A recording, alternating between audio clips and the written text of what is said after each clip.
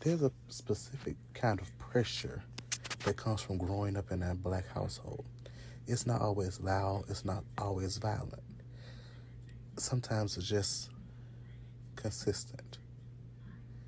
A weight you don't question because everyone around you is carrying the same thing.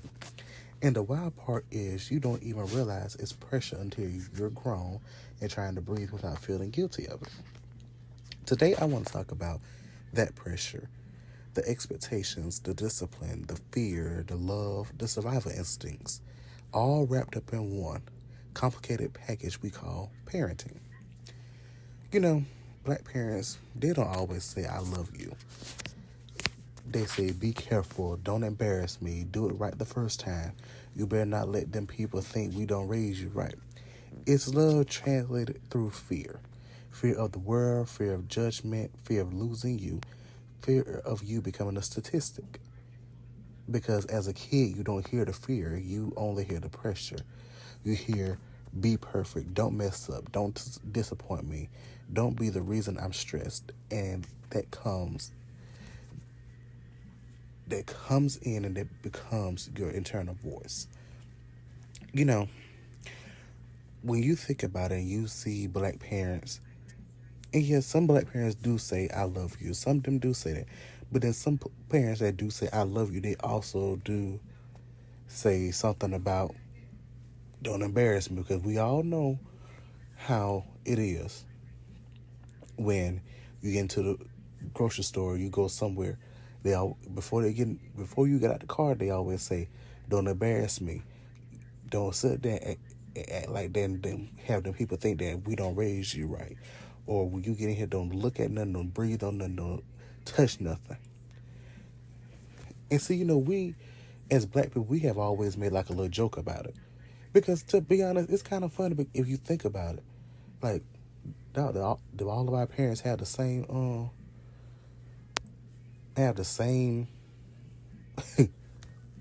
kind of script or something? Like, do they have the same script? Like, when you think about it, it's like, okay. And I know some people think like, okay, why are y'all making jokes about all of that? Well, first of all, that's how black people are. Look here, we can make a joke out of anything. When it comes to, I feel like that is our survival tactic. Like, yeah, we have trauma. Some people have generational trauma and everything. And I feel like some people can make a joke about it to get through it, to get through that. Their coping mechanism is to laugh, make a joke about it, to get through whatever they're working through. And they always like, well, it's not funny to you, okay? To you, but to some black people and to black people in general, we gotta make a joke at this point because it's all about surviving. Now, if you had some real hard generational trauma, I can understand why you won't make a joke about it because it's hard. It's hard for you to even think about it, but you gonna get through it though. You will get through it. You know why? You a survivor. You's a survivor. Now, black discipline is different. It's not about behavior. It's about survival. Sit still. Don't talk back. Know your place. Don't give them a reason. It's not that they want to break your spirit. They wanted to protect your life. But the problem is when you're raised on survival, you don't know how to live. You learn how to avoid danger. You learn how to shrink yourself. You learn how to anticipate consequences before you even make a choice. And that follows you into adulthood. Now, let me go back to don't talk back. That's one of the things that when I was growing up, my mom always told me when I was like a little child and everything. She was like, don't talk back to me. Because she said that's a sign of disrespect.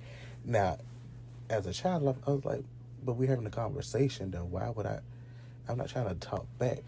But when you grow up and you look at other people's children, And you like, my mama did a good job raising me. When you look at other people's children, you be like, oh, okay, they talk back to their mama. The mama just go take it. Like, you just go take it. The daddy, you just go take it. Like, Child, my mama would have had a belt on my behind. Like, when you think about it, you're like, okay, you know what? My parents were kind of right. But I would never tell them that. I would never. Because once you tell them that, oh, you was right about everything. Next thing you know, here come they start acting like you just crowned them. Like you just crowned them the king and the queen. Next thing you know, they start walking like they're royalty. You said I was right. All right. No. See, that's why I would never tell them that it was right. But deep down, they know it.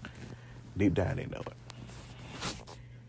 Now, when they say don't give them a reason now, that's the thing. That's the thing that really kind of resonates in the black community. Don't give them a reason. It'd be a plethora of things. Don't give them a reason to talk about you. Don't give them a reason to criticize you. Don't give them a reason to shoot you. Yeah.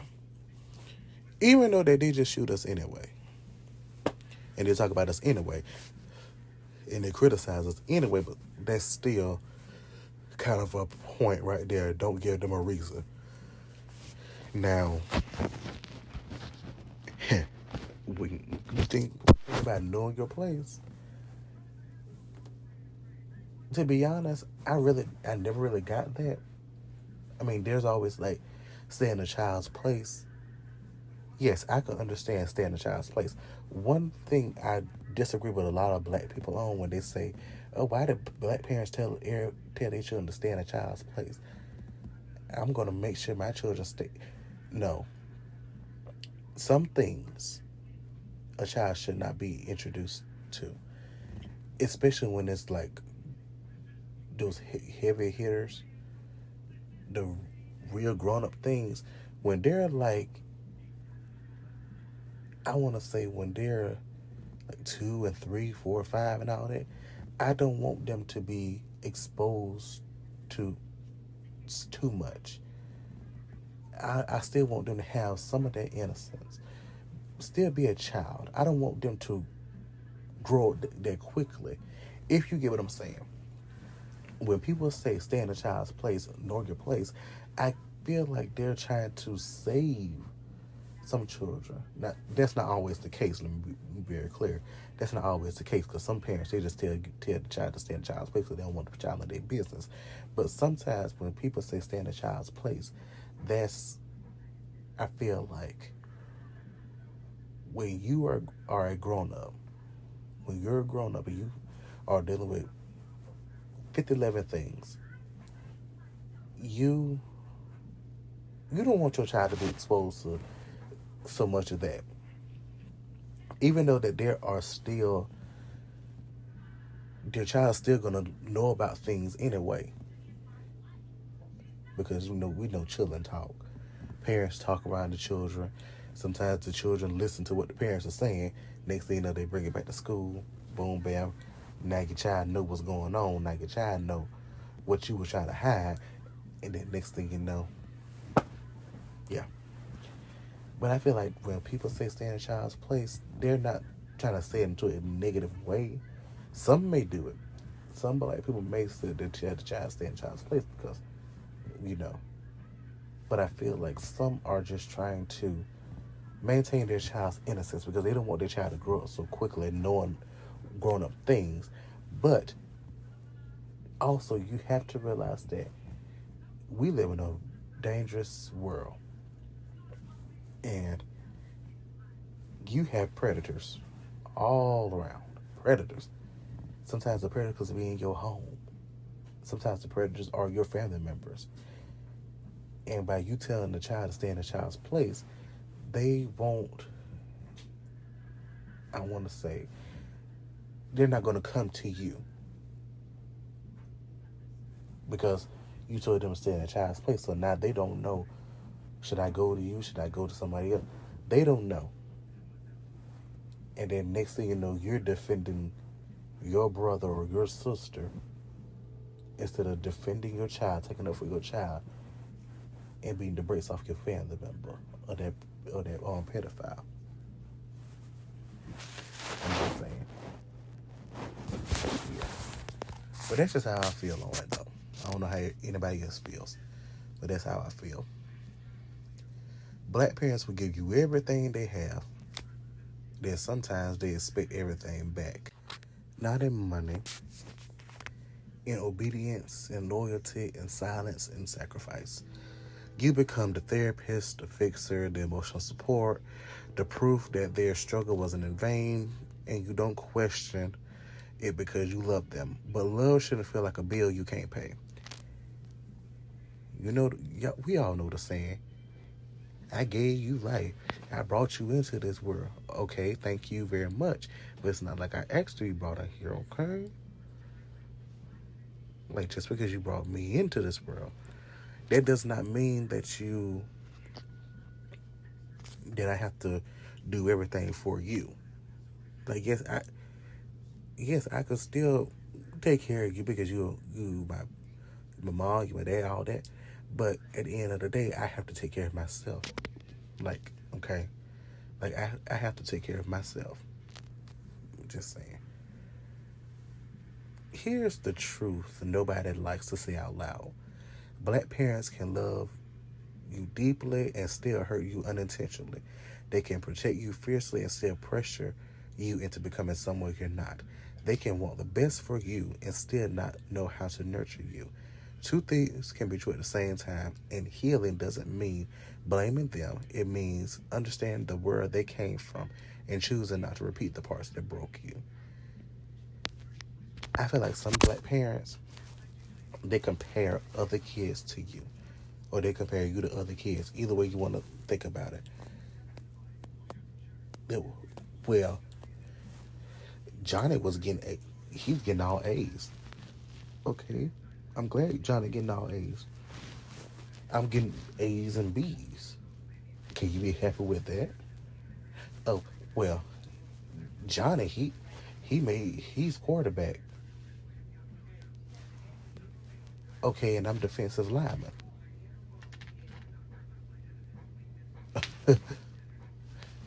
Well, Johnny is on the president's list. Okay, I'm on the honor roll. Well, Johnny doesn't talk back. Well, Johnny acts a fool in school.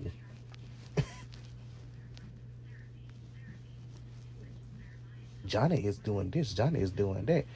Look, I don't care about Johnny Appleseed. Like, okay, we get it. Johnny's doing great. But you're comparing me to other kids. You're comparing the other child to me. When I'm like, okay, why are you doing that? Oh, Johnny got a job. Okay. I've been applying to jobs. Oh, Johnny got a car. Yes, his parents bought him a car. Where's mine? If Johnny got a car, Johnny's holding down a job and still getting good grades. Okay, I'm doing the same thing. I just came home with all B's. Like, I never understood why you are bringing up somebody else to me. I don't give a damn about what they doing. I don't care if Johnny done saw that and did a DNA mutation. I don't care if he saw that and made a whole antidote for all these diseases out here. I don't care if he did that. Don't sit there and compare me to him. I don't care what he did. Because first and foremost, that's going to start making, that's where the animosity comes in at. Because you're always comparing one child to another child. And don't get me started on the siblings. You comparing this sibling to that sibling. You uplifting this sibling, but you're degrading this one. This sibling can do no wrong.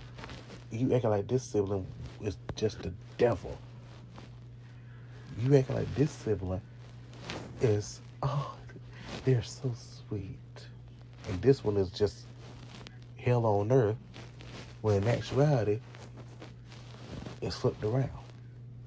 The sibling you upholding is actually the hell on earth. The one you degrading is actually the sweetest one. You sit there and get into these meetings with these school teachers. You get mad at the teacher for telling you what the child did. Now, next thing you know, your child getting suspended the next week, or getting detention the next week because the situation that the teacher brought up you didn't rectify the situation when you got home. That's why I understand when teachers say that they're tired, they're burnt out, and they're leaving the profession. I understand them, because sometimes parents, and I'm not saying not black parents anyway. I'm jumping off black parents, and I'm talking about all parents at this point when it comes to teachers. That's why I understand why some teachers say that they're leaving the profession, because parents. And that's not saying they're saying, oh, it's all black parents. No, because there's some other races in there. There's some other races, other ethnicities.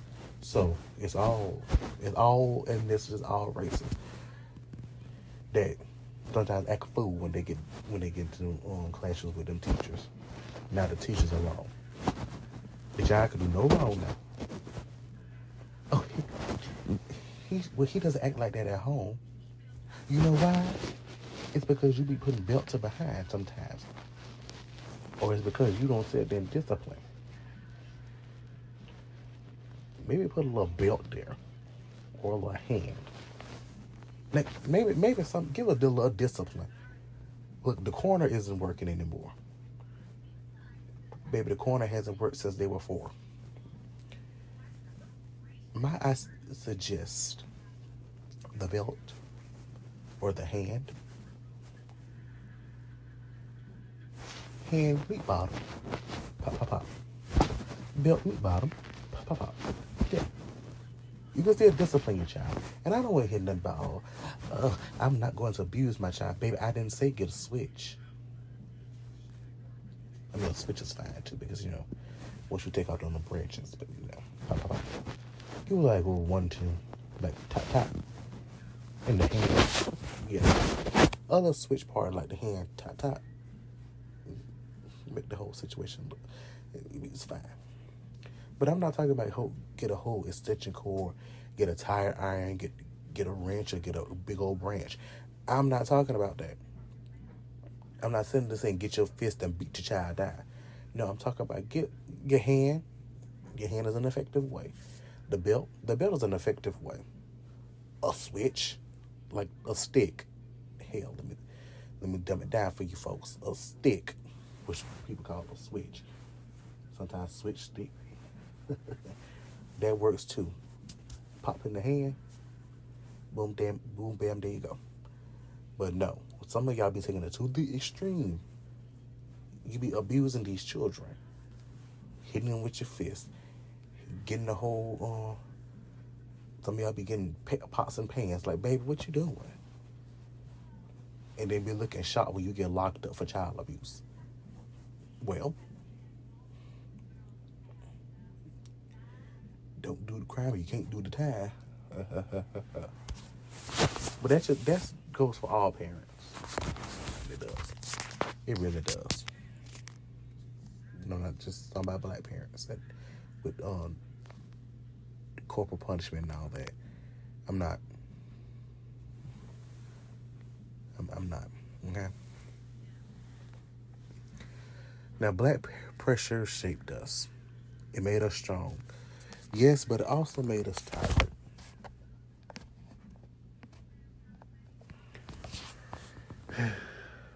It made us resilient, but it also made us guarded. It made us responsible, but it also made us afraid to fall. And now, as adults, we decide what we keep and what we release. We need to do better. We get to build a version of love that doesn't require pressure to prove itself. We get to breathe again without guilt. We get to grow without fear.